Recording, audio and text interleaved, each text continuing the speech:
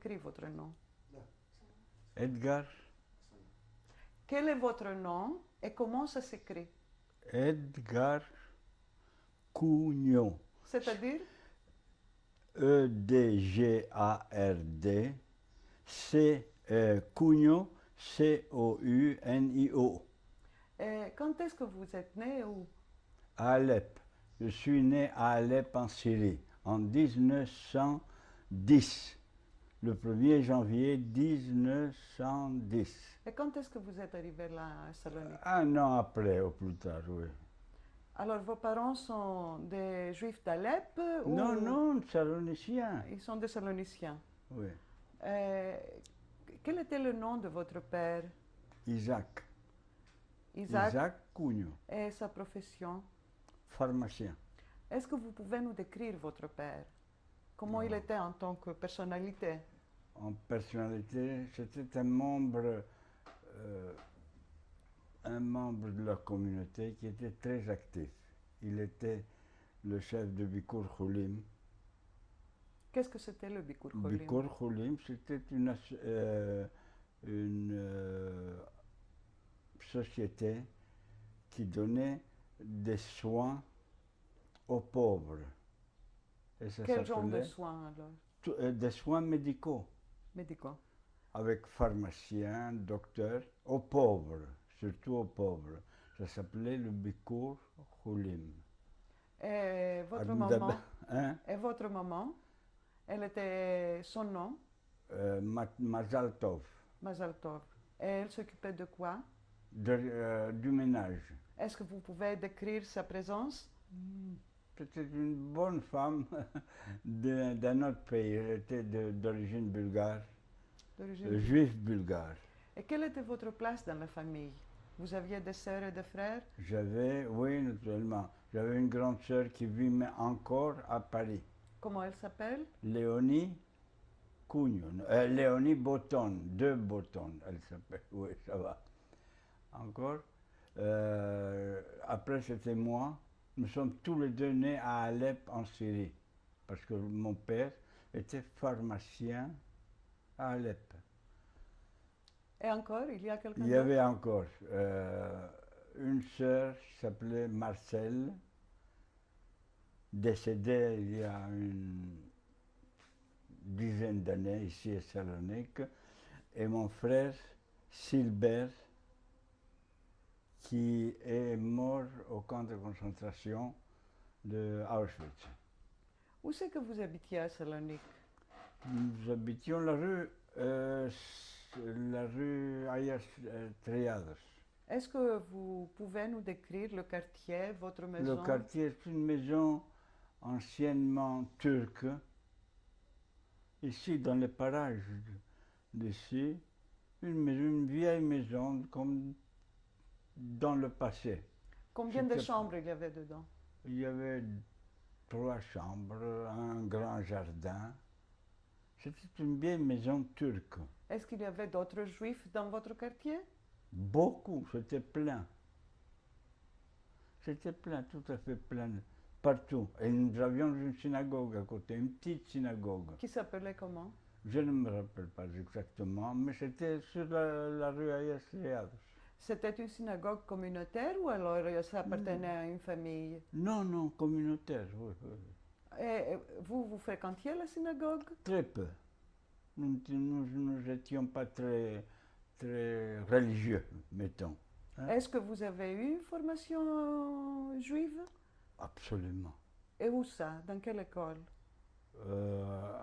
Chez Al-Tchèque au début, après au lycée. C'est-à-dire quel genre de cours de judaïté vous suiviez là-bas?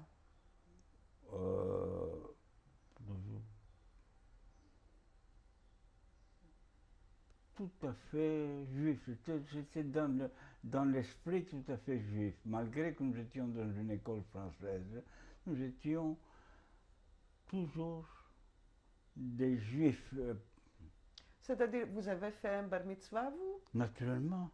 Et qui est-ce qui vous a préparé pour le bar mitzvah? Pour le bar mitzvah, j'étais en Allemagne en ce moment-là. J'étudiais en Allemagne et on me l'a fait en Allemagne, le bar mitzvah. C'est-à-dire, depuis quand vous étiez en Allemagne? Depuis 1911 à 13. 13, 14. Vous avez dit que vous étiez né en 1910 Oui. à Alep.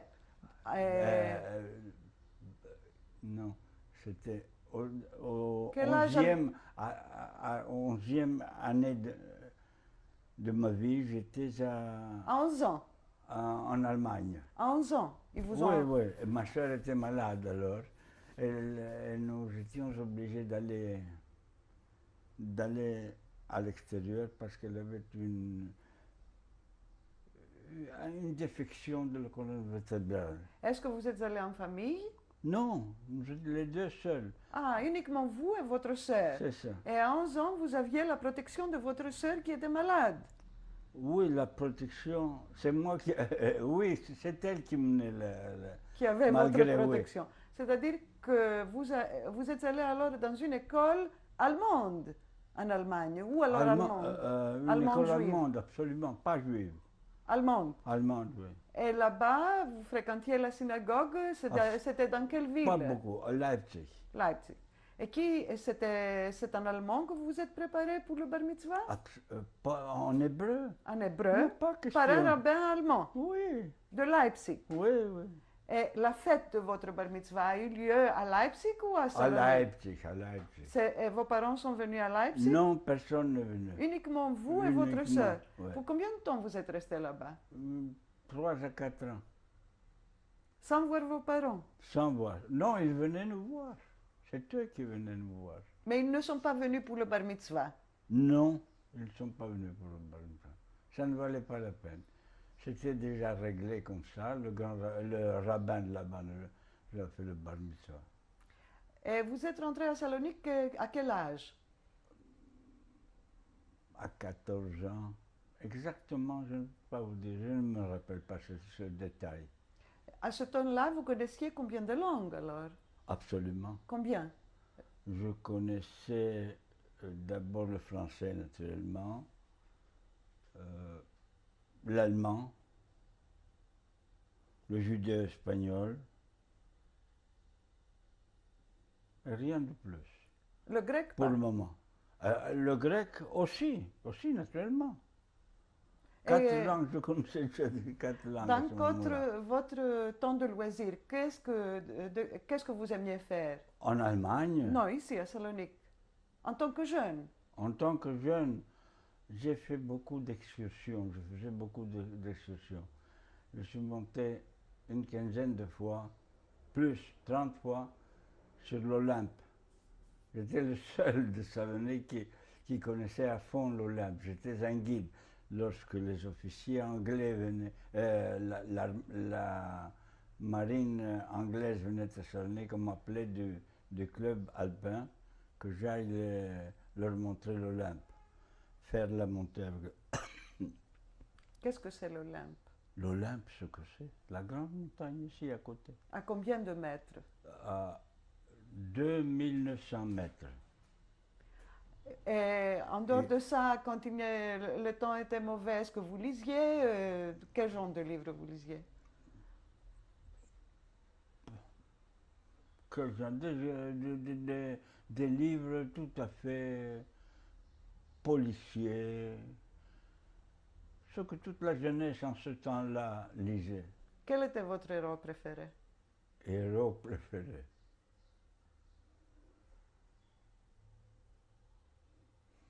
Bar Kokhba. Bar Kokhba. Alors c'est un héros juif? Absolument. Un révolutionnaire. Est-ce qu'il y avait des gens de policiers avec Bar Kokhba comme héros? Ou c'était par la... Non, c'était l'héros idéal. Et ici, à Salonique, vous aviez des amis non juifs aussi? Très peu. Très peu, avant la guerre. Est-ce que vous aviez vous étiez affilié à un parti politique ou une idéologie politique? À la JJ, l'association de jeunes juifs. Toujours. Alors, de quel genre d'idéologie était l'association des jeunes juifs? Des jeunes juifs sionistes généraux. sionistes généraux. Ouais. Et qu'est-ce que vous faisiez quand vous étiez là? Nous avions des manifestations de tous les genres. Des soirées dansantes, un tas de choses. Qui vous a introduit dans l'association des jeunes juifs? Tous les juifs étaient affiliés à l'association juive. Est-ce qu'elle était la seule organisation juive ici? Non, il y avait un tas.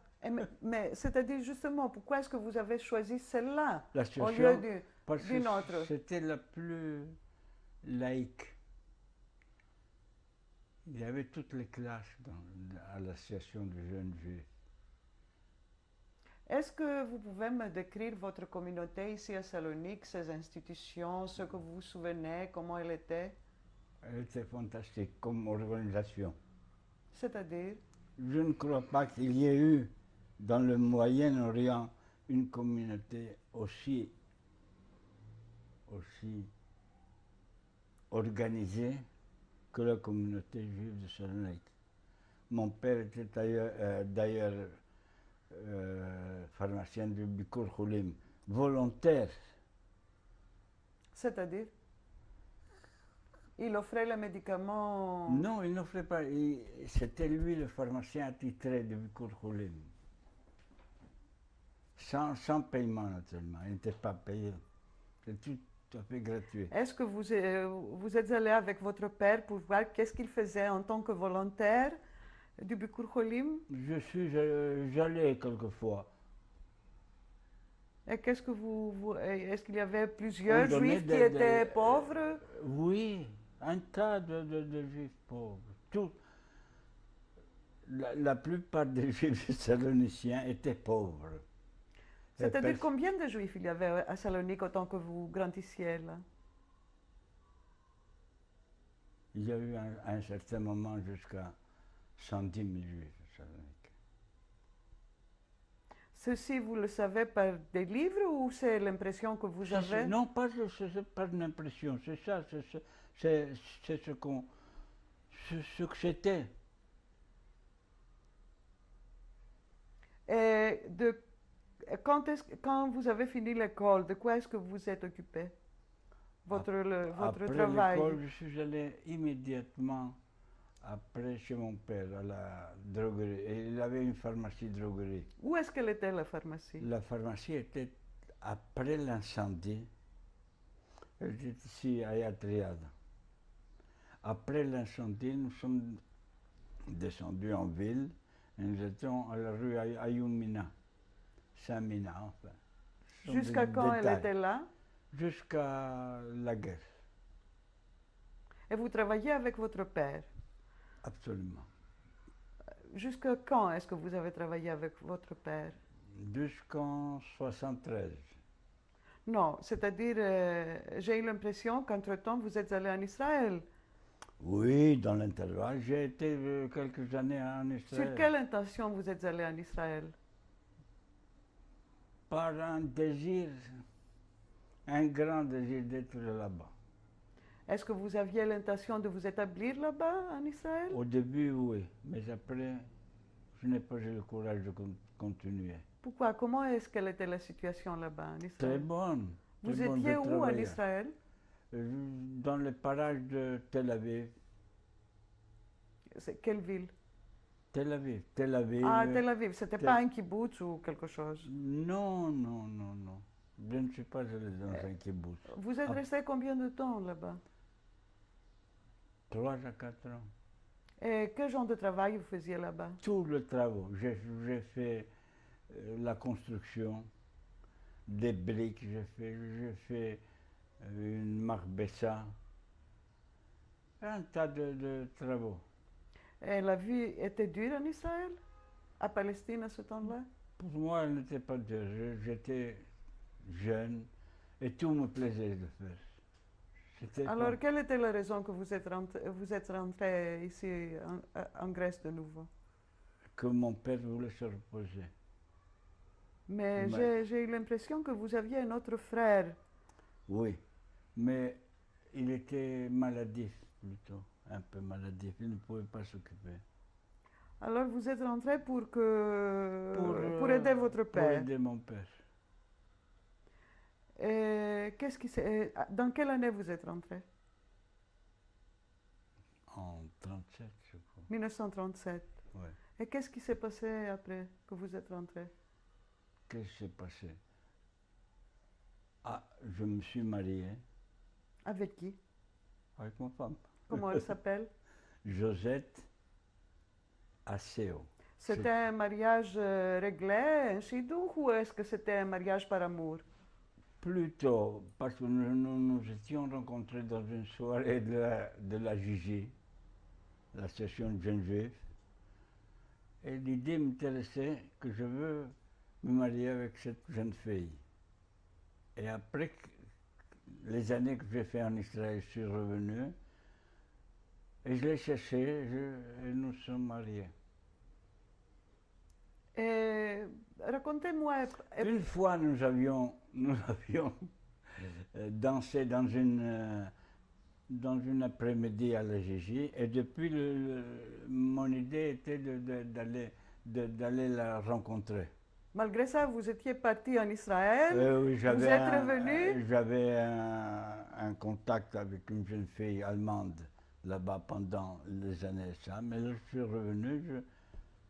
Est-ce que vous aviez à ce temps-là beaucoup de succès avec les filles? Je crois que beaucoup de succès. Oui, parce que j'étais un type très. Un autre genre de ce que c'était normalement ici. J'étais tout le temps à la montagne. Je faisais beaucoup d'alpinisme, mettons. Enfin, j'allais toujours sur l'Olympe et toutes les montagnes de Grèce. Est-ce qu'il y avait d'autres juifs avec vous dans ces activités sportives? Non, très peu. Où c'est que vous avez... Qui est-ce qui vous a introduit dans cette activité sportive? Moi, de moi-même. Ce n'était pas l'influence de votre école en Allemagne? Je ne crois pas, non, non. J'avais un amour fou pour l'Olympe, qui est une montagne fantastique, si on la connaît, lorsqu'on la connaît. Est-ce que votre femme vous suivait à vos Au activités? début, elle a elle a fait l'effort de me suivre, mais elle n'a pas pu continuer, parce elle est restée enceinte immédiatement, etc., etc. Est-ce que vous aviez de famille en dehors de Grèce, c'est-à-dire à l'étranger, en Europe? Ma soeur qui était à Paris. Elle était mariée à Paris. À Paris. Et vous parlez avec eux? Vous étiez en contact avec eux? Oui, jusqu'à aujourd'hui encore. Et est-ce qu'elle elle vous informait de ce que s'est passé aux années 30 contre les Juifs en Europe? Absolument. J'étais au courant toujours. J'étais tout à fait au courant, jour par jour, de ce qui se passait. Alors, qu'est-ce que vous avez pensé sur ça? Est-ce que vous avez cru que les Allemands auraient arrivé un jour ici en Grèce? Non, je n'avais pas pensé. Mais lorsqu'ils sont arrivés, j'étais obligé de suivre une certaine. J'étais à Athènes en ce moment, et je suis revenu immédiatement. Parce que moi, personnellement, avec ma femme et mon enfant, je pouvais aller me cacher dans l'Olympe. Mais j'avais mon père qui était assez âgé. Je ne pouvais pas le laisser. Non, votre père, qu'est-ce qu'il a pensé? Qu'est-ce que vous avez discuté avec lui sur ces informations? Est-ce qu'il savait sur le Troisième Reich? Absolument. Nous étions au courant jour par jour de ce qui pouvait se passer. Alors, qu'est-ce que à ce temps, vous croyez que ça aurait été le sort des Juifs? Nous savions que ce serait le même sort des autres Juifs de par le monde. C'est-à-dire, plus précisément? D'abord des Juifs allemands, et après de tous les Juifs sur le parcours jusqu'ici. C'est-à-dire, est-ce que vous saviez que les Juifs auraient été exterminés dans les camps? Non. Qu'est-ce que vous saviez exactement? Qu'est-ce que vous avez cru à ce temps-là? À ce temps-là, on ne pensait pas qu'ils allaient venir jusqu'ici. Et ils sont venus. Est-ce Alors, que vous pouvez me décrire le premier jour qu'ils sont arrivés ici? les Allemands, ils ont fait le rassemblement à la place de la Liberté. Ça, c'était le premier jour qu'ils sont arrivés ici? Non, quelques jours Non, après. non. Le premier jour, quand est-ce que c'était qu'ils sont rentrés ici à Salonique? À peu près, vous vous souvenez? Exactement, je ne me rappelle pas. Dans quelle année c'était? C'était en 43, je crois. On a fait le grand rassemblement sur la place. Non, le jour c'est-à-dire le moment qu'ils sont rentrés à Salonique. Les Allemands, Oui, c'était en 43 ou c'était avant? avant, il y avait d'abord la Gestapo ici. Et après, les Allemands sont rentrés. Oui, Vous les avez vus rentrer dans la ville? absolument. Comment est-ce qu'ils étaient? Vous pouvez les décrire? Comment le décrire? Comme ils ont fauché toutes nos fortifications du nord de la Grèce. Ils sont rentrés comme rien du tout. Et qu'est-ce que les Juifs faisaient quand les Allemands rentraient dans la ville? Qu'est-ce qu'ils faisaient? Ils ne savaient rien du tout. Et après, on nous a Est-ce rassemblés qu'ils étaient dans les rues ou ils étaient dans leur maison? Est-ce que dans les leur regardaient? dans leur maison. Et après, on nous a appelés tous sur la place de la Liberté. Est-ce que vous êtes allés dans la place de la Oui. Liberté? C'était quel mois qu'ils vous ont appelé à la place de la Liberté? Je ne me rappelle pas exactement. C'était en 43, je crois. Qu'est-ce que vous portez à ce temps-là? Des Rien. habits d'été ou des habits d'hiver? Plutôt des habits entre les deux saisons, je crois. C'était en... Je ne me rappelle pas exactement. Comment est-ce qu'ils vous ont traité quand ils vous ont rassemblés à la place de la Liberté? Les Allemands, comment ils vous ont traité? Ils nous ont envoyés dans des camps de travail au début. Mais est-ce que vous pouvez me décrire ce jour-là dans la place de la Liberté? Comment s'est déroulée la journée? Qu'est-ce qu'ils ont fait, les Allemands? À quelle heure est-ce que vous Ils êtes ont allés? battu pour démontrer que nous étions leurs victimes, qu'il n'y avait rien à faire. Est-ce que quelqu'un vous a aidé à ce moment-là, Oui, dans la place de la Liberté? oui. Il y avait un officier de la Gestapo qui était avant ici et que j'avais connu à la pharmacie. Il était venu à la pharmacie. C'est un type qui m'a toujours protégé autant qu'il pouvait. C'est-à-dire c'était un client, Client, il est venu. nous en lui tant a que don- client. Oui, Est-ce que non. vous vous souvenez de son nom? Si je prends mes livres, je pourrais même me rappeler. Mais maintenant, vous ne vous souvenez pas. Non, non, c'est si loin. Comment vous avez su distinguer que c'était quelqu'un de la Gestapo et pas quelqu'un de la D'abord- Wehrmacht? Et ils étaient leur uniforme. Comment était leur uniforme? L'uniforme normal de l'armée au début. Après, nous avons eu affaire avec la Gestapo. Mais lui était de la Gestapo, vous avez Non, dit. lui Il était était de l'armée. de l'armée. Quelle était la différence dans Et il m'a l'uniforme? dit même, si vous pouvez foutre le camp d'ici, allez-vous-en, n'attendez pas des jours meilleurs. Il me l'a dit en ce moment. Et qu'est-ce que vous avez fait après que vous avez eu cette information? Je ne pouvais rien faire. J'avais mon père. Et votre père n'était pas d'accord pour s'échapper avec vous? Oui, mais où? C'était pas facile. Il n'y avait pas de Juifs qui s'échappaient? Oui, beaucoup de juifs. Et vous n'aviez pas de solution? Vous avez pensé à quelque chose? J'avais pensé, mais j'avais mon père, j'avais mon fils. Vous aviez déjà un bébé? Oui, oui. Mon fils qui est maintenant de 60 ans. Comment il s'appelle, votre fils? Georges, Isaac. Georges Isaac. Et à ce temps-là, il était né quand, votre fils? En 1937. Alors, comment se déroulait la vie pour vous avant d'aller à la place de Liberté? de la liberté. Oui. Tout à fait normal.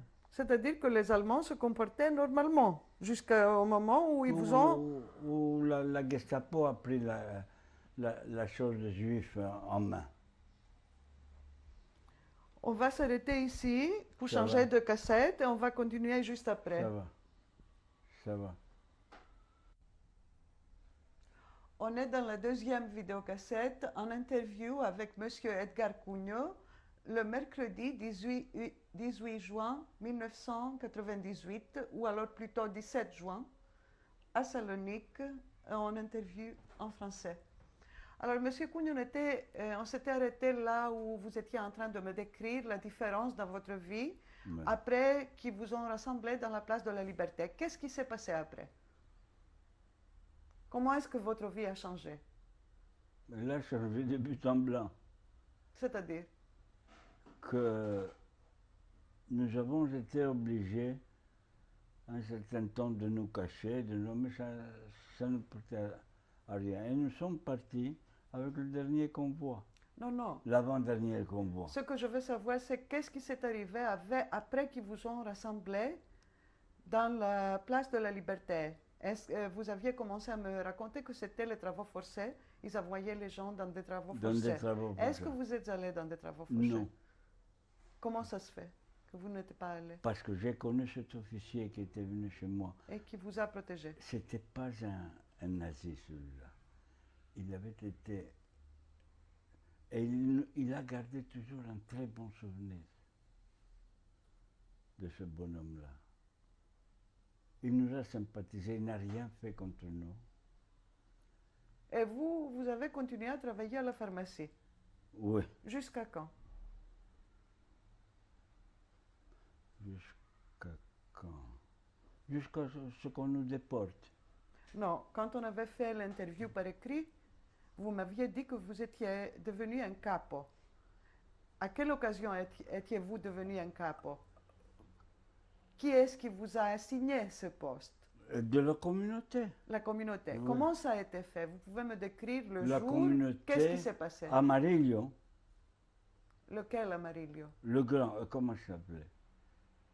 Était le chef de cette police juive qu'on avait faite. Oui. Et c'est lui qui vous a appelé? Oui. Comment il vous a appelé? Est-ce qu'il est venu à la pharmacie, à votre Non, maison? on s'est rencontrés, il me dit viens. Vous êtes rencontrés par hasard? Oui, oui. Par hasard? Non, ou par hasard, je ne me rappelle pas exactement le détail. Pourquoi tu ne viens pas nous aider toi aussi? Et je suis rentré aussi dans Et vous vous êtes inscrit volontairement Ah. à la communauté? à la communauté. Combien de jeunes comme vous il y avait dans la communauté Une centaine de juifs qui se sont inscrits? inscrits. Et quel était votre travail en tant que police juive? La police juive, nous faisions les choses. Quoi? La police juive. C'est-à-dire, Nous quels étions étaient vos... responsables de ce que toutes les polices du monde font dans les quartiers où ils sont obligés de faire la police. Excusez-moi, la police de tout le monde arrête les criminels, Oui, les ici, tueurs. de Est-ce ne que pas ici se- les juifs étaient oui. des tueurs et des criminels? Non. Et alors, qu'est-ce que faisait la police juive La ici police qui pendant ne sortait l'occupation? pas des quartiers qu'on nous avait assignés. On nous avait assignés à tous. Quels étaient ces quartiers? Il y avait 3 à 4 quartiers qu'on avait assignés. C'est-à-dire? Vous ils n'avez étaient- jamais entendu parler de Non, ça? jamais, je ne sais rien sur ça. Est-ce que vous pouvez me Oui, un décrire? moment. On avait fait un quartier, c'était celui du dépôt. Hein? C'était là où il y avait des familles très pauvres de la rue. Il y avait des quartiers très pauvres. Un second quartier, le quartier de campagne, où il y avait des gens aisés. C'était quelle rue? Du dépôt jusqu'en ville peut-être, oui, à peu près ça. Et le quatrième était où? Au Vardache. là où on a fait le rassemblement des Juifs. Et les gens qui travaillaient dans la police juive, Oui. est-ce qu'ils avaient des avantages? Aucun. Est-ce que les Allemands leur promettaient un traitement meilleur? Non. Et alors pourquoi est-ce qu'ils abandonnaient leur travail, vous, en tant que Quel travail? pharmacien? On avait fermé tout. Mais il faut me raconter, quand est-ce qu'ils vous ont fermé la pharmacie? Immédiatement, ils ont, Dès qu'ils sont rentrés ici. Et un peu après. parce que vous m'avez raconté que vous avez rencontré ce monsieur allemand Oui. de la Wehrmacht Oui, qui vous oui. protégeait. Alors s'il Il est ne- venu quelquefois, c'est-à-dire... Il est venu une fois, on ne l'a plus revu. Mais il m'a comment dit, vous l'avez su pour lui demander sa protection? Je ne lui ai pas demandé, c'est lui qui s'est promis. C'est lui qui s'est promis. Qui s'est promis. Et non, on ne l'a pas vu longtemps. Il m'a dit, autant que possible, fuyez. Alors, à la communauté, est-ce que vous étiez payé ou rétribué pour vos services de policier? Non, jamais de la vie. Et qu'est-ce que exactement vous faisiez en détail? Nous faisions la police des quartiers C'est-à-dire, vous gardiez les quartiers, les juifs. ghettos juifs. Oui. Vous gardiez quel quartier? Moi, je gardais, j'étais dans le quartier où j'habitais. C'est-à-dire, lequel?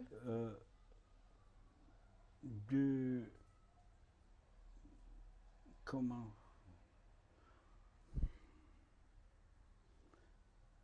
le situer maintenant? Oui, c'était à peu près le centre, à côté de la communauté, dans les alentours de la communauté. C'était déjà là un ghetto. Absolument. Il n'avait pas de nom. Est-ce qu'il Comment? était... Il y avait des noms? Non, des noms, il n'y en avait pas de ghetto. Oui, tous les ghettos étaient à part. Et combien de juifs il y avait dans ce ghetto? En tant que policier juif et en tant que gardien, vous aurez su? On n'avait aucune idée. C'était le chef de la communauté qui était sur la Spartis. Spartis, Sarandaporo. La communauté était à Sarandaporo. Est-ce que vous étiez en contact avec les officiers de la Gestapo en tant que gardien? Non. Et il ne fallait pas donner des rapports à la... Parce que vous m'avez dit que vous avez connu Alois Brunner, Dieter Wisliceni. Oui, parce qu'ils ont demandé des tapis de mon père. On lui avait dit que... À qui? Ils avaient leur information. Des pharmaciens grecs avaient dit que Cugno doit avoir une fortune formidable et qu'il doit avoir des tapis de grande valeur. Alors qu'est-ce qui s'est passé? Alors je suis allé trouver des tapis. Vous n'aviez pas de tapis à la maison? J'avais des tapis, je les avais cachés chez des Espagnols, des juifs espagnols. Et qu'est-ce que Et je suis allé les trouver. Et je les ai amenés à la Gestapo. Et c'est là que j'ai connu Wisliceni, Brunner et tous ces gens-là. Est-ce que vous pouvez nous décrire Wisliceni, comment il était et comment il se comportait? C'était un gros bonhomme comme ça. Von Wisliceni, c'était. Brunner, peut-être un quelconque allemand.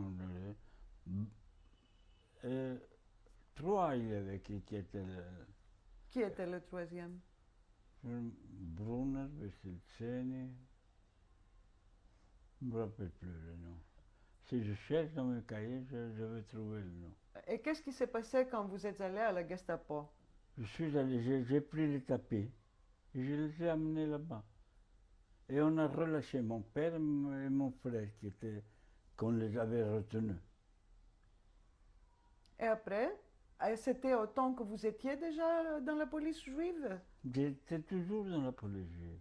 Depuis quand est-ce que vous étiez dans la Au police? du début, avec Amarillo. C'est lui qui était le chef de la...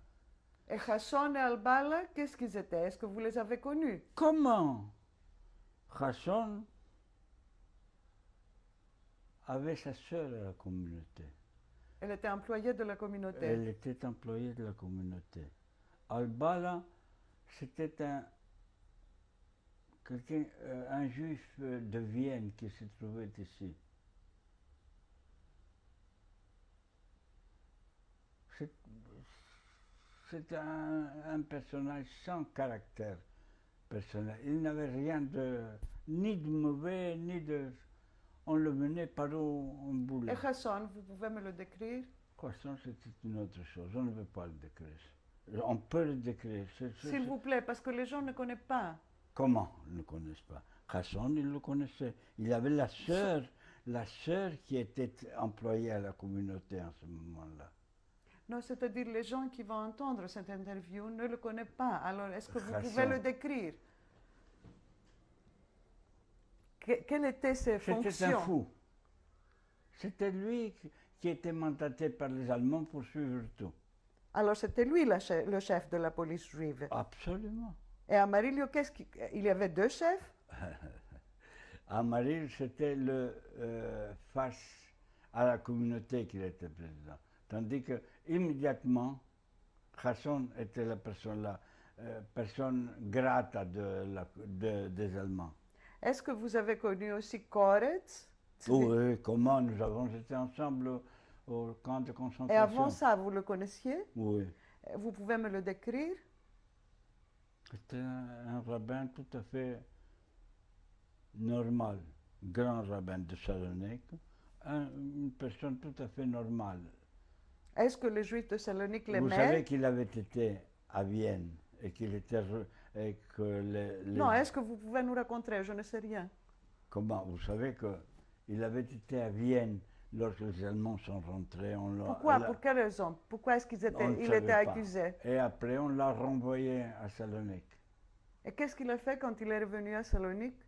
Rien de spécial. Est-ce il fonctionnait en tant que grand rabbin à la communauté? Absolument. Qui est-ce qu'il a remis à son poste de grand rabbin? Les Allemands. C'est-à-dire, il est revenu à sa place. Et qu'est-ce qu'il vous disait, lui, de son expérience d'emprisonnement en Vienne? Et il nous racontait des histoires. Quel genre d'histoire? Comme quoi, il avait été emprisonné en Allemagne, à Vienne. Oui. Koretz. Mais je n'ai rien vu de fautif chez Koretz. Non, est-ce que lui, il avait vu quelque chose de fautif chez les Allemands à Vienne pendant son emprisonnement? À moi, il n'a rien raconté. C'est-à-dire personnellement, peut-être à d'autres. À Marie, non. Non, il ne parlait pas beaucoup. Et est-ce que Tippous, vous l'avez connu? Oh, absolument.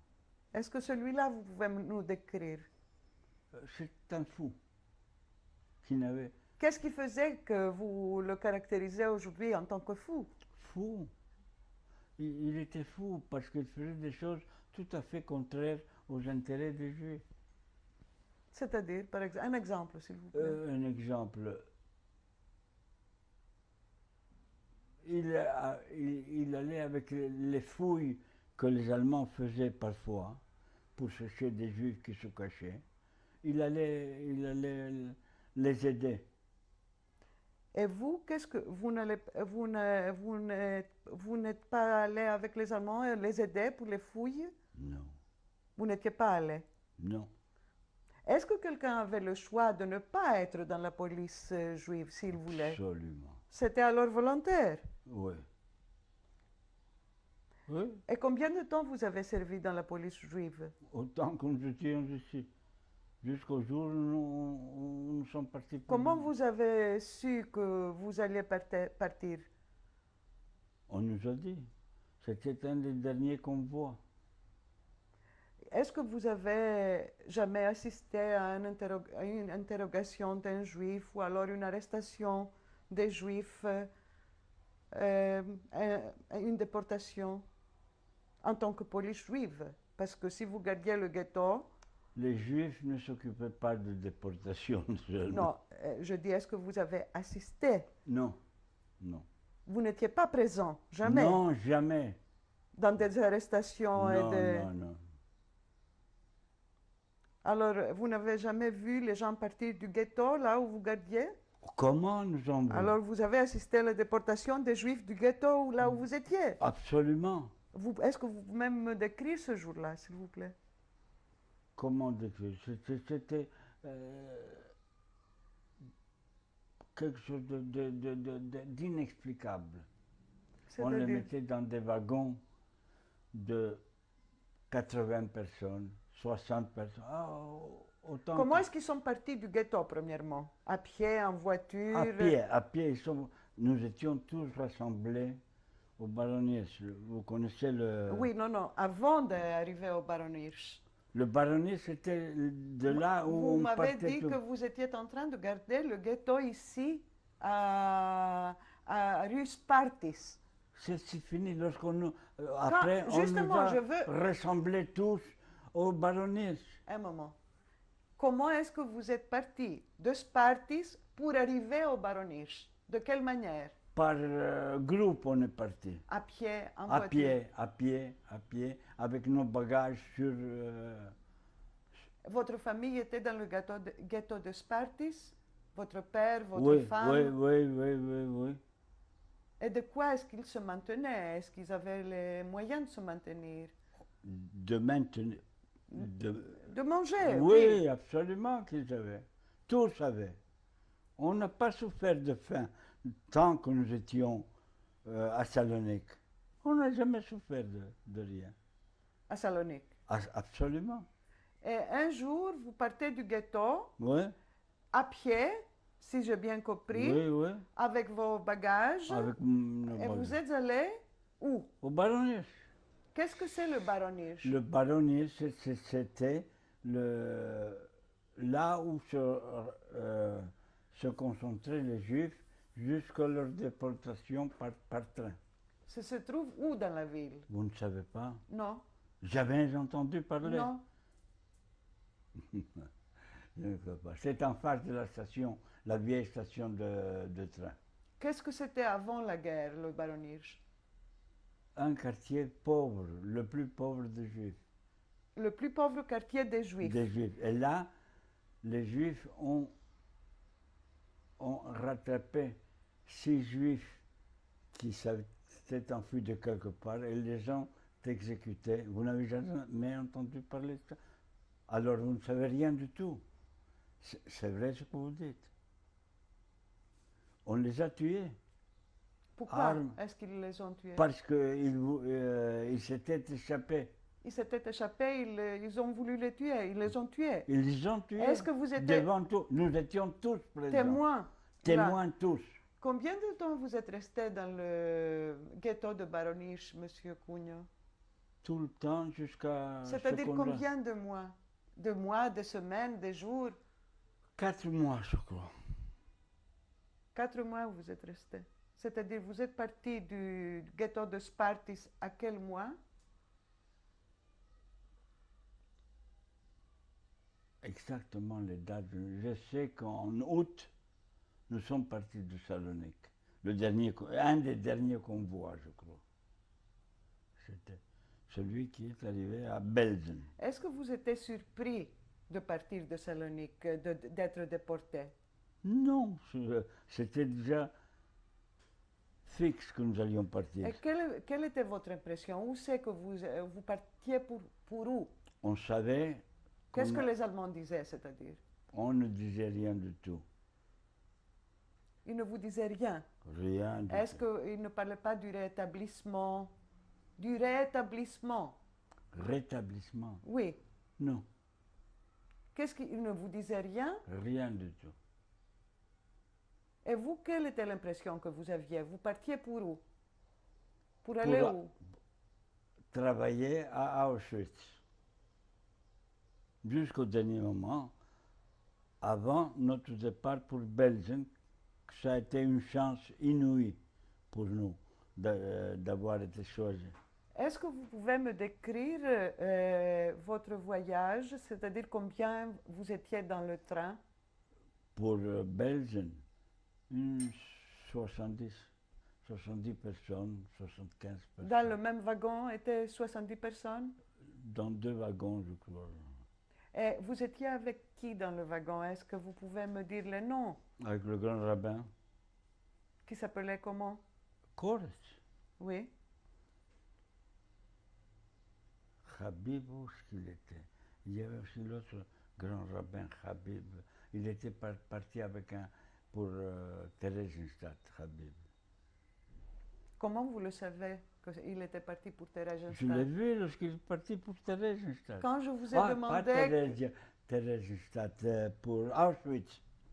quand je vous ai demandé si vous étiez assisté à une déportation, vous m'avez dit que non. Alors que maintenant Une vous savez, déportation. oui, vous saviez Bah, alors beaucoup qu'il de était parti. déportations. Vous avez assisté à plusieurs déportations. Plusieurs déportations. Puis-je vous dire, c'était où la dernière, l'avant-dernière, là où nous sommes partis, nous. Alors, Rabbin Habib était parti pour Auschwitz. L'avant-dernière, il est parti avec Auschwitz. C'était le Auschwitz. plus. Et dans le wagon, vous étiez avec qui en dehors de Zvi Koretz? Qui étaient les autres gens que vous avez voyagé avec? Uziel. Amarillo était là?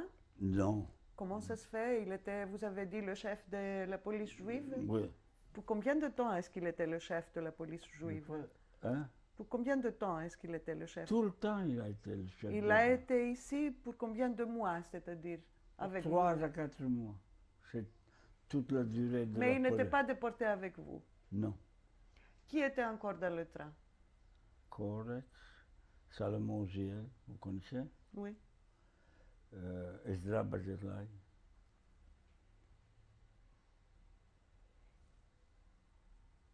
Le docteur Lalalo. Hasson était avec vous? Non. Albala était avec vous? Albala, oui. Dans le même wagon Oui. que vous. Tipouz était avec vous? Oui. Avec nous dans le même wagon, je ne me rappelle pas. Mais en tout cas, il était dans le convoi parce que Tipouz a eu un enfant à Belzen. Lorsque nous sommes venus à Belzen, sa femme a eu l'enfant à Belzen. Et c'est là qu'il est né. Et qui était encore dans le train? Un tas de gens, je ne me rappelle pas exactement. Alors, tous ces 70 personnes que vous m'avez dit qui sont parties ensemble, que vous êtes partis Oui. ensemble, étaient des gens qui étaient les volontaires de la police juive. Pas tous. Qui était encore, qui n'était pas de la police juive? Bajelai n'était pas de la police juive et pourtant il est venu avec son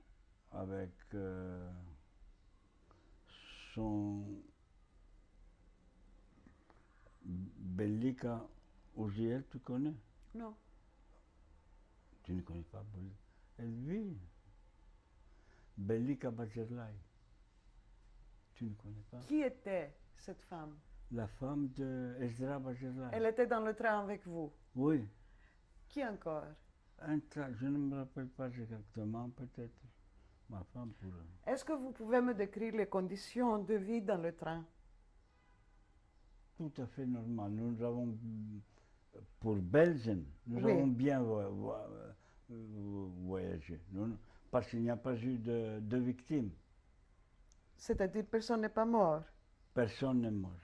Oui. Est-ce que les Allemands vous ont donné à manger dans le train? Non. à boire. Oui. À boire, on nous laissait lorsque nous sommes passés par Budapest.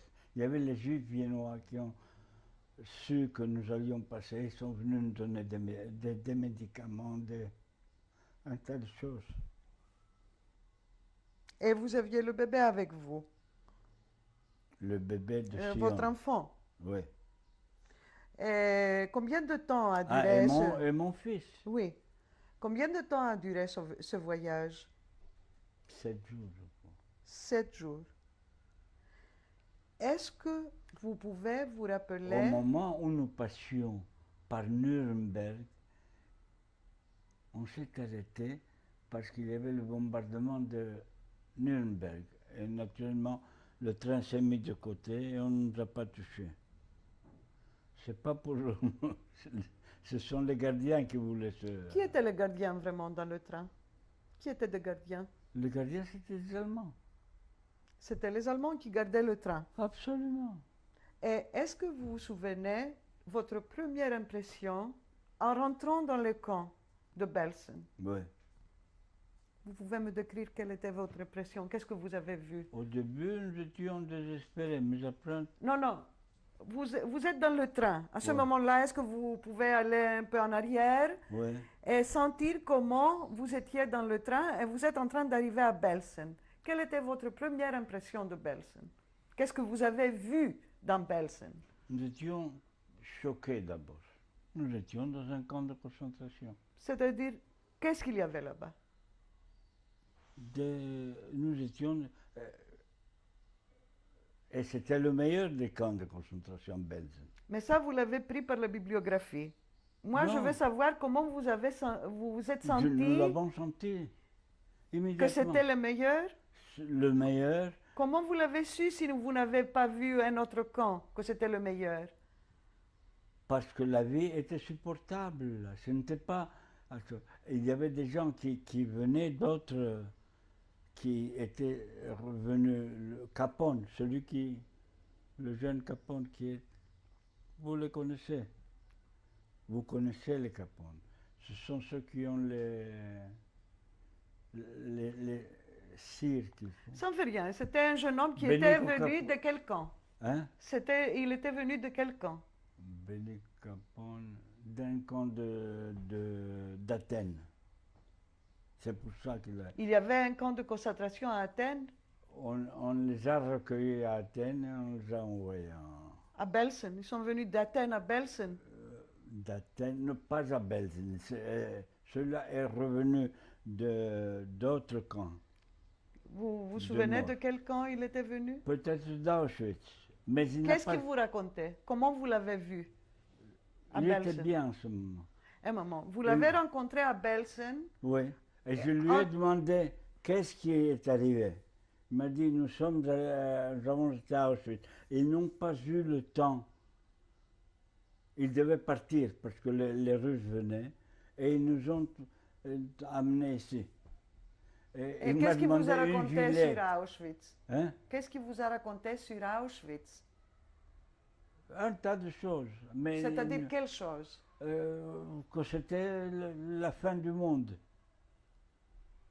Qu'est-ce qu'il pouvait Est-ce que raconter? vous aviez eu des parents qui étaient incarcérés à Auschwitz?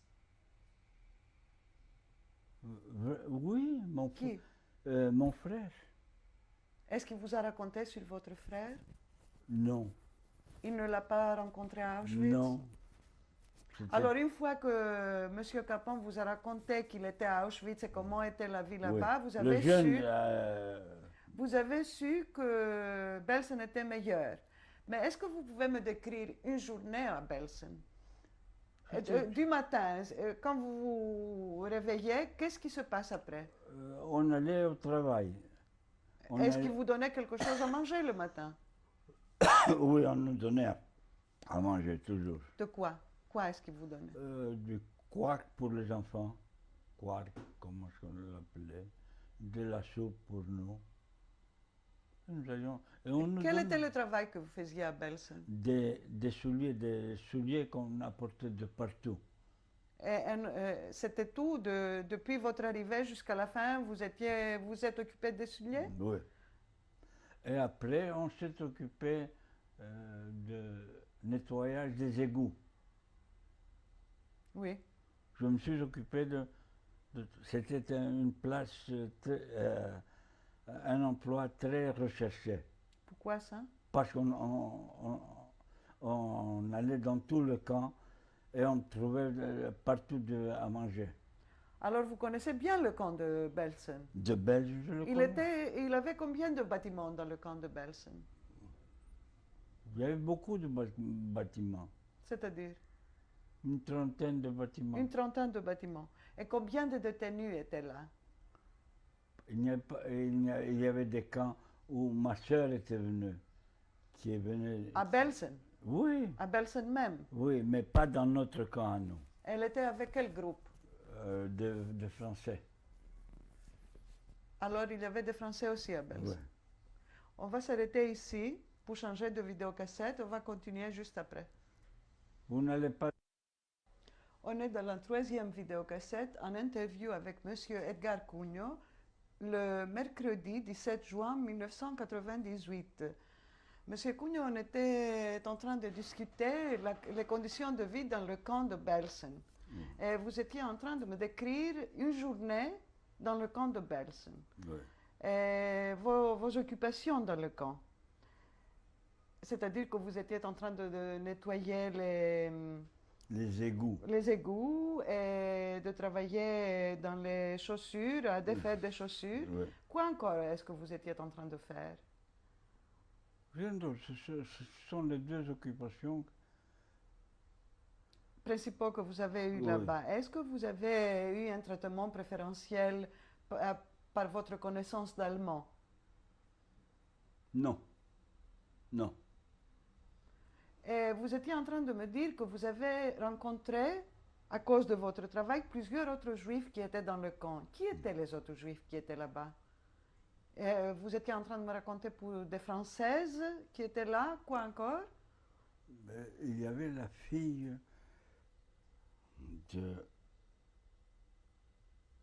des juifs très connus, très riches. Ah, les Spirer. Il y avait la Spirer qui était avec nous. Et ils étaient des Français? Les Spirer, vous avez entendu parler des Spirer, des grands tabaquiers. De quelle origine ils étaient? Allemands, je crois. C'était des Juifs, mais ils ont été restés. C'est ce qu'il y a de curieux. On les avait, les parents de ces Spires, dans les tabacs, ils étaient ces gens-là. On rachetait leurs femmes et leurs filles qui étaient à Belsen, qu'on avait par hasard pris de quelque part. Vous l'avez su dans le camp? Nous les avons connus, c'était avec nous. Et c'est après qu'elles ont été libérées qu'on nous envoyait des paquets.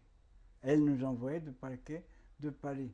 Quelque chose de très curieux dans Alors, à vous personnellement, elle vous Non, envoyait à tout le camp. à tous les camps. Combien de détenus il y avait dans le camp? 70 personnes.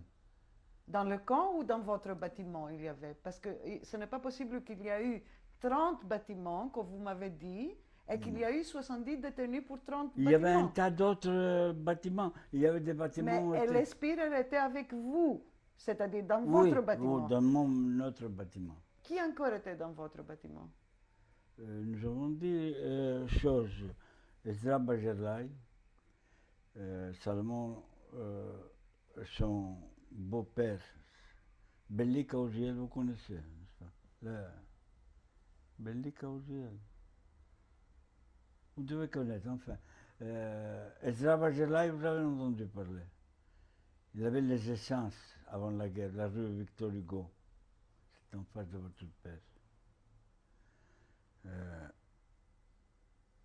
Il y avait Salomon, comment est-ce qu'il s'appelait? Est-ce qu'il y avait des Juifs d'autre origine ici, dans le camp de Belsen? Oui. Est-ce qu'ils avaient un autre traitement différent que vous? Plutôt un peu mieux que nous. Ma sœur, qui a été attrapée quelque part ailleurs, on l'a amenée aussi à Belsen, mais pas dans notre camp. Et nous avions la permission parfois d'aller la voir.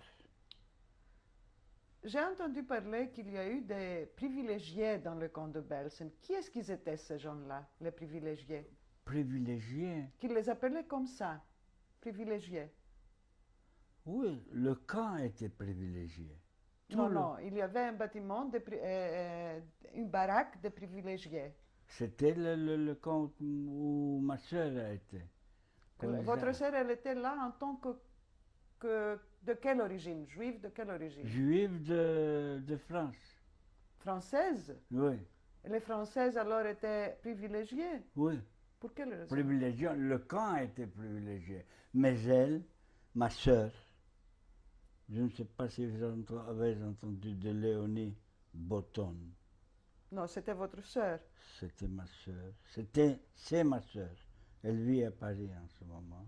Elle s'occupait de tous les enfants du camp, de ce camp. Qu'est-ce qu'ils faisaient les enfants dans le camp? Est-ce qu'ils jouaient dans le camp? Ils jouaient. Oui. On ne les touchait pas. Est-ce que vous pouvez me décrire les derniers jours dans le camp de Belsen? Comment oui. c'était le camp? Est-ce que vous travailliez dans les derniers jours? Les derniers jours, non. J'étais déjà, j'avais le typhus exanthématique, moi. Et Vous étiez malade? Oui. Et on m'a transporté malade dans le train parce que les Russes venaient déjà.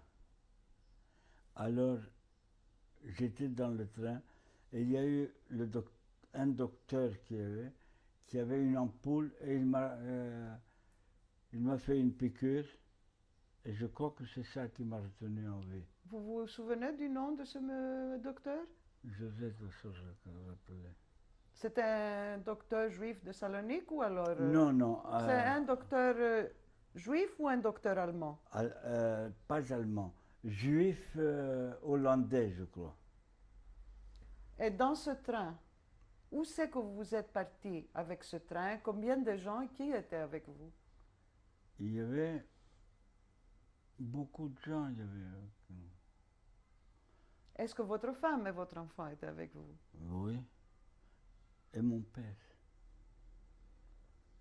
C'était à Treubitz, en Allemagne, que nous sommes arrivés.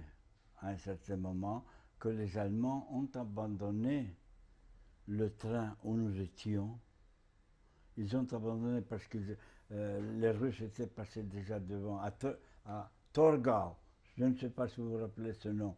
C'est là que j'ai rencontré l'armée allemande, l'armée russe avec les Alliés. Torgau, ça s'appelait.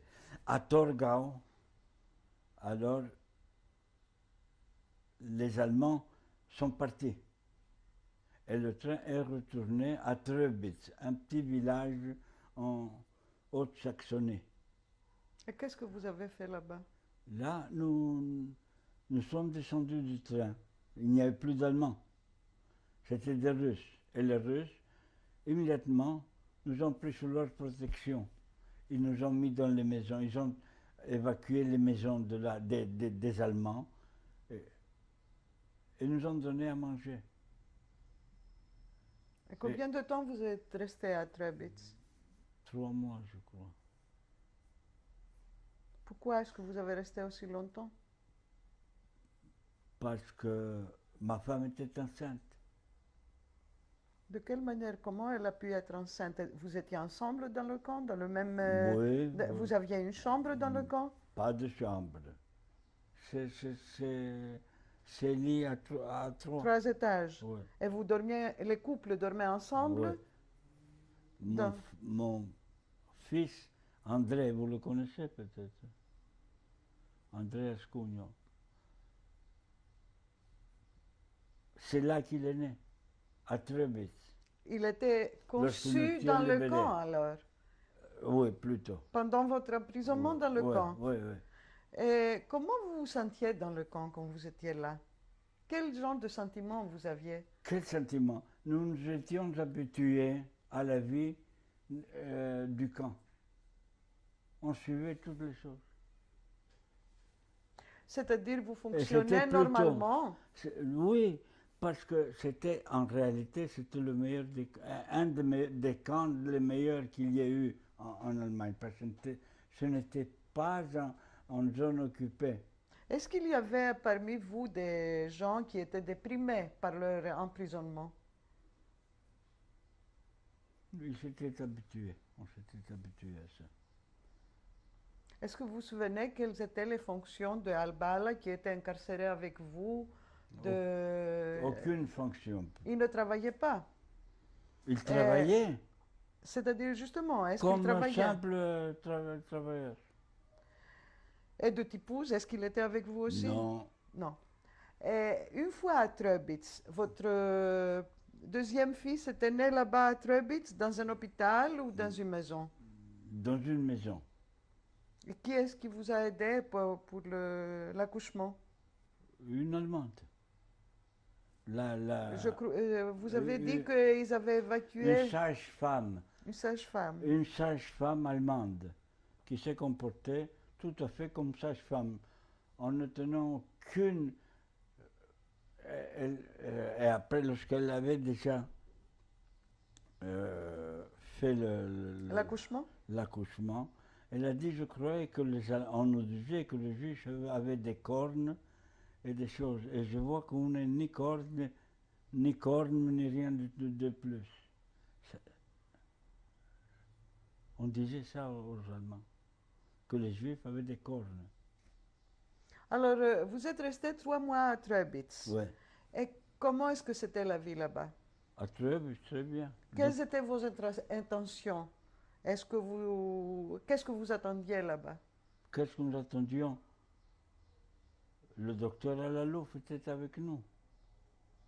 Il vous a aidé pendant l'accouchement? Absolument. C'est lui qui a accouché ma femme. Alors, lui aussi est resté avec vous Oui. pendant 3 mois? Oui, oui. Et qu'est-ce qui s'est passé après 3 mois? Après, nous sommes revenus en Grèce. De quelle manière? En avion, en train? En avion. En avion. Et qui est-ce qui vous a aidé? Il vous a organisé pour revenir? C'était les Russes ou Non, les Américains. les Américains? Et vous êtes venu en avion à quelle ville? À Athènes. Athènes. C'était à peu près dans quelle année? 45. 1945. Est-ce que vous vous souvenez du mois à peu près? Quand est-ce que Août, votre fils... Je crois que c'était. C'était au mois d'août. Je crois. Il faisait chaud. Oui. Et combien de temps vous êtes resté à Athènes? Autant qu'il fallait pour récupérer ce que nous avions ici à Salonique. Récupérer quoi? Qu'est-ce que c'était? Notre fortune qui était à Salonique. Par Athènes, vous avez récupéré la fortune à Salonique? Nous avions envoyé un grand chose de notre pharmacie, stock, chez des amis à Athènes. Il nous a rendu ça. Ils vous ont rendu ça, vous l'avez pris et vous êtes revenu à Salonique. Qu'est-ce qui s'est passé quand vous êtes revenu à Salonique? Rien, on a réouvert la pharmacie. Et ils ne vous ont pas arrêté à Salonique? Vous n'étiez pas arrêté à Salonique? À Salonique, oui, j'ai été arrêté. Pourquoi est-ce que vous étiez arrêté? Arrêté, parce que je suis revenu vivant. Non, est-ce que tous les Juifs qui revenaient ici vivants étaient arrêtés? Parce que mon père était revenu vivant, mais il n'était pas arrêté. Votre père était tout. Ça n'a pas d'importance. Il y a eu beaucoup de gens qui sont Oui. revenus des camps et ne s'étaient pas. Ils m'ont Sur quelle accusation est-ce que vous étiez arrêté? Je ne sais pas exactement. Est-ce que vous avez eu un procès? J'ai eu un procès, oui. Vous étiez accusé pourquoi dans ce procès? Comme avoir que j'ai collaboré. Avec les Allemands? Avec les Allemands. C'était des blagues en bouteille. Et est-ce que vous avez eu... Quelle était la décision de ce procès? On m'a condamné. Vous étiez condamné à quoi? À 5 ans de prison. À 5 ans de prison. Qui ont été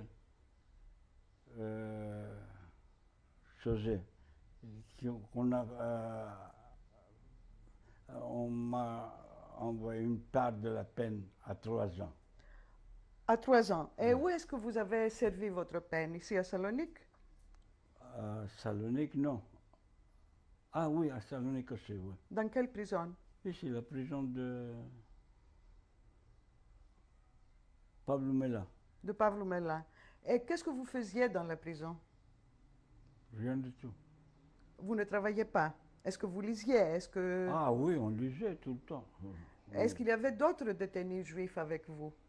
dans la prison de Pavloumela? de Pavloumela, Est-ce qu'il y avait d'autres juifs qui se sont arrêtés comme vous? Albala et Sion. Ils se sont eu un procès avec vous Oui, pour la même raison. oui, oui. Mais au début, quand nous avons commencé à discuter, vous m'avez dit qu'il y avait plusieurs autres volontaires de la police juive. Oui. Qu'est-ce qui s'est passé avec eux? Pourquoi est-ce qu'ils n'étaient pas arrêtés, eux? Ils ont eu la chance de ne pas être arrêtés. Ils ont eu la chance. Est-ce que dans le Nous procès, il y avons- avait des témoins qui vous ont accusé pour certaines choses? Il y a eu. C'était une femme que j'avais. Une femme est venue m'accuser que je lui avais pris quelque chose que je devais. Un des lunettes que je devais donner à un Allemand qui me les avait demandé. Je dis, ce sont des choses qui pouvaient arriver à toute personne. Combien de témoins d'accusation avaient contre vous dans ce procès? Vous vous Une rappelez? personne seulement. Une personne. Et combien de témoins il y avait pour vous? Pour le- vous? Et une personne seulement. Contre. Contre. Et à votre soutien, combien de témoins il y avait? Personne n'est venu. Personne n'est venu vous soutenir. Parce que on a menacé dans la communauté juive de Salonique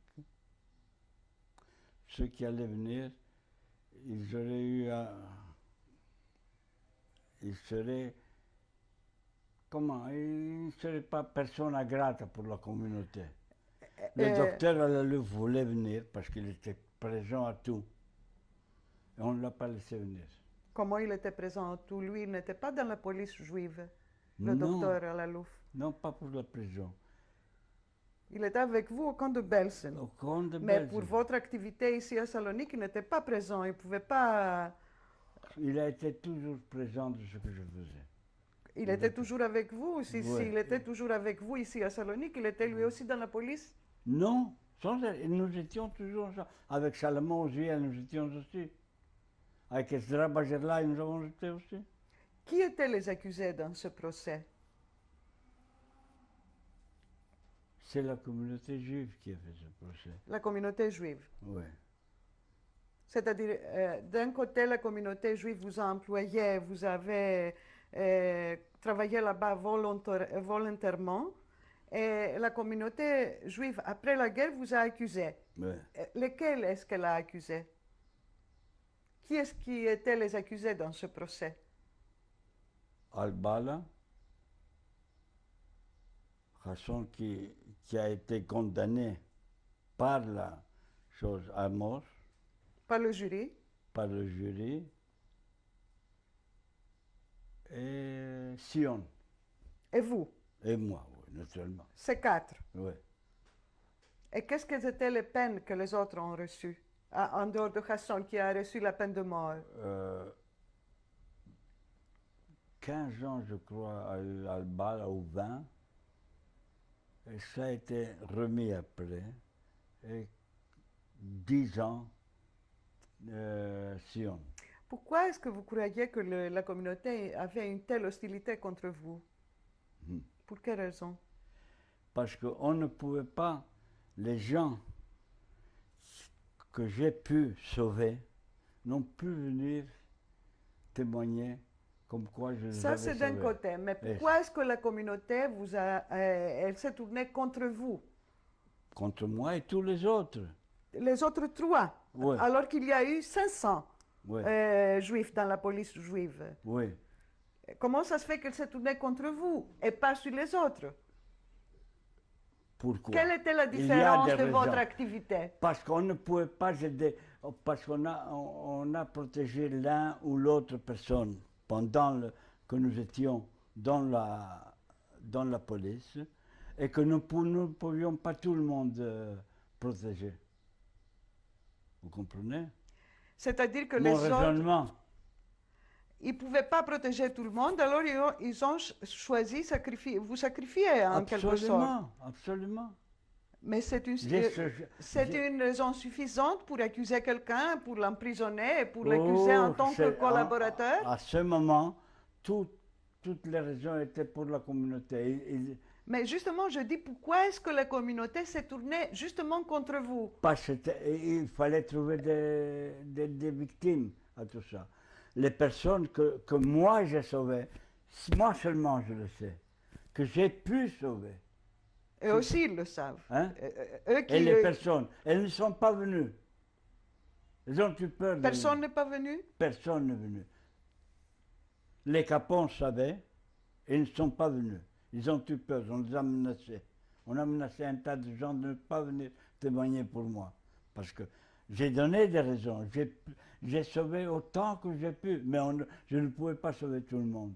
Est-ce que, autant que vous avez sauvé, est-ce que vous avez repensé si vous avez aidé la mort de certains gens par votre collaboration à la police juive? Est-ce que vous avez pensé si vous avez contribué en servant les Allemands? J'ai pensé et jamais je n'ai eu de remords à ce. Vous n'avez pas eu de remords? Jamais, sur ma foi et conscience. Jamais. J'ai tâché toujours d'aider. Autant que possible, autant que permettaient les fonctions que j'avais en ce moment. Et j'ai sauvé beaucoup de gens. Si vous aurez vécu... Ça, je le jure devant Dieu et tout le monde. Si aujourd'hui vous aurez eu à confronter une situation pareille, Ouais. qu'est-ce que de différent vous aurez fait? Je ne sais pas. Après cette expérience que vous avez eue Oui. pendant l'occupation, De ne si pas. vous J'aurais aurez... fait la même chose. J'aurais sauvé ce que j'aurais pu Un sauver. moment, est-ce que vous auriez allé volontaire à être dans la police juive, par exemple, de nouveau? Oui. Et pour quelle raison? Parce que j'ai aidé beaucoup de monde. Beaucoup de monde. Dans diverses choses, dans la police, on pouvait aider beaucoup. Est-ce que Partout. vous pouvez me dire des noms des gens que vous avez aidés? Est-ce qu'ils sont vivants aujourd'hui? Je ne sais pas s'ils sont vivants, je me rappelle des noms. Mais. Comment beaucoup de est-ce gens. que les gens de la communauté se sont comportés envers vous après le procès, après votre que vous avez eu votre liberté? Très mal. Très mal. Et pourquoi? Mais pourquoi? Il faut leur demander. Qu'est-ce qu'ils ont fait, par exemple? Comment ils se sont comportés? Ça dépend des gens. Il y a des gens qui n'ont donné aucune suite à ça. Et des autres qui ont donné et tiennent encore. Et encore aujourd'hui. On peut faire quelque chose comme ça? Rien. Et cette expérience que vous avez eue pendant l'occupation, en quoi est-ce que vous croyez que ça vous a changé en tant que personne, qu'être humaine? C'est, enfin, cette aventure triste que vous avez eue. Que si j'étais dans un nouveau cas, j'aurais fait la même chose. J'aurais sauvé ce que ma conscience me dictait de faire. Et j'ai beaucoup fait. Est-ce que vous pouvez me dire certains noms des gens que vous avez sauvés? Je me rappelle des gens qui sont aujourd'hui en Israël. Ça n'a pas d'importance. Et leur nom, est-ce que vous vous souvenez de leur Je me nom? rappelle Desika Salmona. Je ne sais pas si ça vous dit quelque chose. Non, ça ne me dit rien, mais pourtant, il y a des gens qui peuvent s'intéresser. Mais Et est-ce que vous souvenez d'autres noms? en ce moment, Est-ce qu'il y a ici à Salonique quelqu'un que vous l'avez aidé, qui s'est sauvé à cause de vous? Capone, C'est vous que vous l'avez aidé. je l'ai aidé. Oui. Comment vous l'avez aidé? Qu'est-ce que vous avez fait pour l'aider? Ce que je pouvais faire. Par exemple, le quelque chose de Capone, celui précis. qui vit aujourd'hui. Oui. Je- De quoi est-ce qu'il il- était en danger et comment vous avez Non, je intervenu? l'ai rencontré dans un autre camp. Il m'a demandé quelque chose, je ne me rappelle pas exactement. Je lui ai fait venir ça. Et comment vous aviez le pouvoir de l'aider? Et pourquoi Quel lui n'a... pouvoir? Oui, justement. Je n'avais pas aucun pouvoir. Pourquoi est-ce que vous J'étais avez dans un pu camp. l'aider? Est-ce que vous avez été jamais dans un camp de concentration? Non, mais justement, lui et vous, vous étiez dans le même camp. Comment Non ça dans le même camp, dans des camps différents. Oui, mais au moment que vous vous êtes rencontrés, c'était à Belsen. Oui. Comment vous aviez le pouvoir de l'aider et lui, il n'avait pas le pouvoir de vous aider à vous? Parce que moi, j'avais beaucoup de temps là. Lui, il était venu de notre camp de concentration. Il vit, ce bonhomme. Alors vous l'avez aidé, mais vous ne vous rappelez pas de quelle manière vous l'avez aidé. Oui. Et dites-moi, Monsieur Cugno, est-ce que vous avez raconté toutes ces histoires, toute cette aventure à vos enfants? Oui. Vous les avez Oui. raconté tout sur votre arrestation et si votre c'était procès? à refaire, j'aurais eu la même mode d'aider. Eux, comment est-ce qu'ils ont réagi quand ils ont su votre histoire? C'est moi qui leur ai raconté. Oui, une fois que vous l'aviez raconté, vous les avez raconté sur votre procès, votre Ouais. arrestation, Ouais. votre emprisonnement, comment est-ce qu'ils ont réagi? Ils ont compris ma position. Peut-être par atavisme, parce que c'était mes fils. Peut-être les autres n'auraient pas eu cette chose qui l'apparentait, peut-être, les a obligés à accepter ce que je sentais moi. Et pourquoi est-ce que vous avez cru que ce serait important de donner votre interview à la Shoah, à cette institution qui est... Pourquoi pas? Non, bien sûr, il n'y a aucune raison, mais peut-être, mais vous avez voulu donner votre... Absolument. Pour quelle raison? Par la simple raison que j'ai aidé là où j'ai pu aider. Et que toujours mon objectif était d'aider et de ne pas choser les gens. C'était mon but principal. Je suis un vieux sioniste. Je ne suis pas d'aujourd'hui, ni d'hier, ni d'avant-hier. J'ai fait tout ce que j'ai pu dans ma vie pour aider et pas pour nuire mes compatriotes, mes coreligionnaires, mettons. Ça, c'est absolument vrai. Merci beaucoup, Monsieur Cugno. On va maintenant s'arrêter pour voir les photos de votre famille. Ça va. Ça va. Les points de prod, il photographier. Ah, ça va. C'est ma nièce et son grand-père. Comment elle s'appelle? Comment elle s'appelle? Votre nièce, comment c'était son nom? Josette. Où est Josette? Josette? Le monsieur qui est là, qui est dans la photo? C'est mon père. Comment il s'appelle? Isaac Cugno, Et quel était son métier? pharmacien. Et c'est dans quel endroit qu'elle est prise cette photo? Sûrement dans un village ici à côté de Salonique. Et c'est avant la guerre ou après la guerre? Avant la guerre. Non. Oui. Avant la guerre, non? Ok, merci. Oui.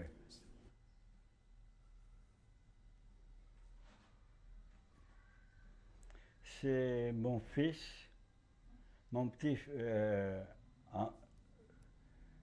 Sylbert, avec sa nièce à Paris. Gilbert, c'est votre fils? Oui. Sylbert. Gilbert. Et qu'est-ce qu'il est devenu? Il est mort à Auschwitz. Il est mort à Auschwitz. C'est sa femme à côté? Non, c'est sa cousine. Comment elle s'appelle? Bueno. Merci. C'est moi et mes officiers, Vous qui? Comment vous vous appelez? Edgar Cugno et ses officiers en Albanie, dans la guerre d'Albanie. À quelle année elle est prise? 1943. 39. Merci. Qui est cette jeune femme à la photo? C'est ma sœur Marcel. Qu'est-ce qu'elle est devenue? Elle est morte avant 6 ans, Où est-ce qu'elle est morte? ici à Salonique. Merci.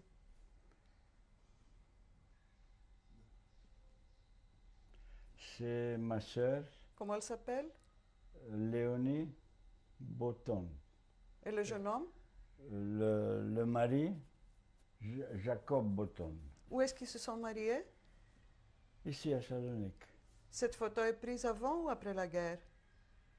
avant la guerre. Est-ce qu'ils sont vivants aujourd'hui? Oui. Elle est vivante à Paris, lui est mort. Merci. Oui. C'est moi-même à l'âge de 27 ans. C'est avant la guerre? Oui, Comment vous vous appelez? Edgar Cugno. Merci.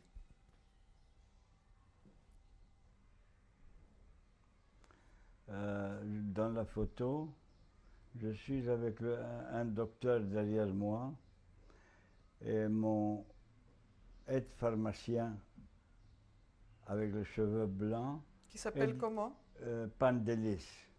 Et vous, c'est qui? Moi, je dis, C'est qui? Votre nom? Edgar Cugno. C'est dans quel endroit? La Dans photo? la pharmacie, la rue Ayumina, C'est avant la guerre ou après la guerre? avant la guerre. Merci. Voilà. C'est moi, Edgar Cugno, et ma femme Josette dans notre maison à Salonique. Il y a combien de temps que vous avez fait cette photo? Il y a à peine un an. Et qui est-ce qui a pris la photo? Un photographe de passage. Merci. Un moment. C'est Edgar et Josette avant 10 ans. Le nom de famille? Cugno. À quelle Et- occasion elle a prise la photo? Aucune occasion. Vous vous souvenez qui a pris la photo? Un ami. Dans quelle ville? Ici à Salonique. Merci, Monsieur Cugno. D'accord.